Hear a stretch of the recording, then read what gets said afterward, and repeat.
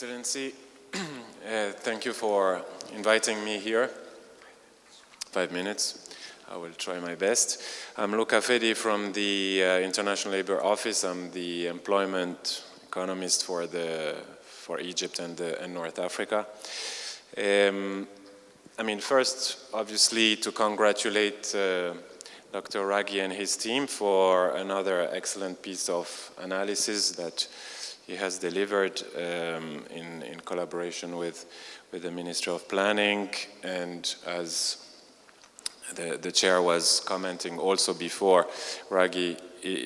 Raghi is able to use pretty sophisticated methodological approaches to maximize the use of the data and bring in multiple sources together for the data to speak on important elements.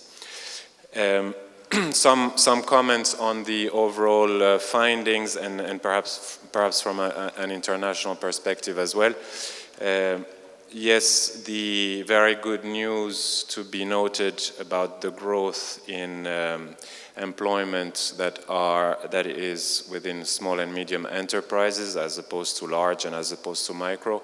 That is a very important and significant development. We've seen this from other sources before, but the the census data is more definitive on this. So that is indeed quite important, and it would be important to understand why and how to sustain this looking ahead. So perhaps our colleague from the entrepreneurship side of things can tell us a few things on this. Manufacturing and deindustrialization, that is a big negative story that needs to be addressed. We had seen this from other data, LFS, Labor Force Survey, and other data, but this is an additional and important finding with very significant reduction in employment in manufacturing. Looking at what other middle-income countries are doing, Egypt is on the opposite course. I think that is important to understand as well.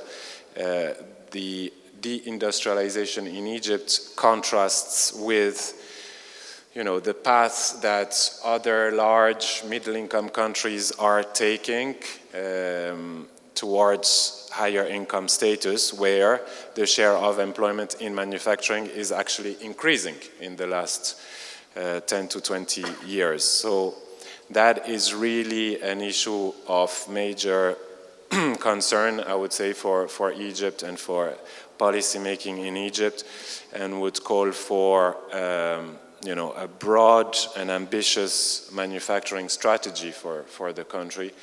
I've heard the representative from the investors talk about finance. Obviously, access to finance and the financial policy in Egypt is important. Also, fiscal aspects, how education and technical education feeds into that. So a manufacturing strategy would need to cover all of these different dimensions to be effective. And to reverse a course that is negative.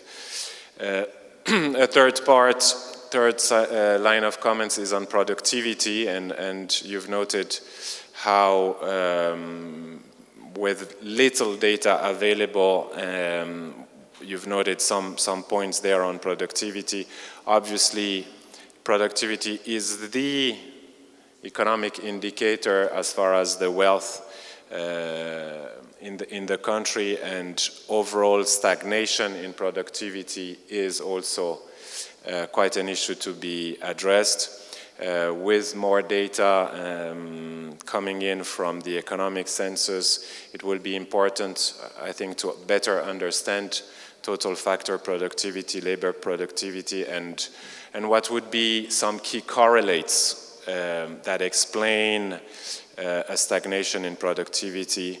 Is it from R&D spending to the structure of education, tertiary, technical education, to the openness and FDI, I mean, there is a range of theoretical factors that contribute to or that are related to total factor productivity. It would be important to see for Egypt over a certain timeline how these factors have influenced or not total factor productivity and labor productivity. Finally, a note on, I mean, obviously the study has been on job creation, making use of the economic census. An important element is obviously not just, is what kind of jobs. Because, looking at sub-Saharan Africa, everybody is employed. Unemployment rates are minimal, because everybody finds a way to do something with their everyday life, and when they respond to a questionnaire, they say yes, they are working.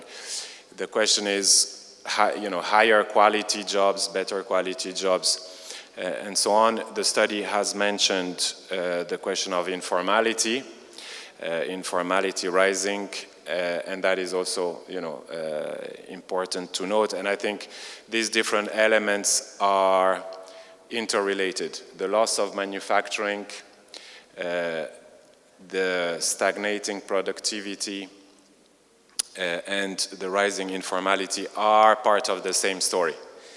And growth in manufacturing jobs for Egypt to really reclaim its place in the global competition. I mean, Egypt is the largest workforce closest to the largest market in the world, Europe.